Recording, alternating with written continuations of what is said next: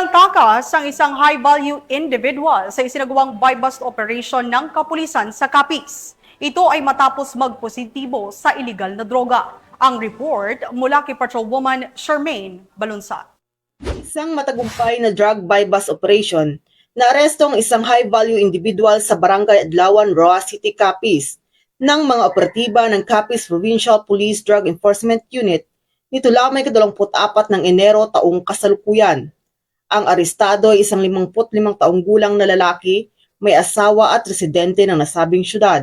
Nakumpiska sa operasyon ang 26 na heat-sealed transparent plastic sachet na naglalaman ng hinihinalang shabu na umabot sa kabuang timbang na humigit kumulang 125 gramo na may tinatayang standard drug price na nagkakahalaga ng 850,000 pesos at iba pang mga non-drug items. Sa kasalukuyan, nakakulong ang arestado sa himpilan ng kapulisan sa Roxas City Police Station para sa dokumentasyon at maharap sa kasong paglabag sa Republic Act 9165 o ang Comprehensive Dangerous Drugs Act of 2002.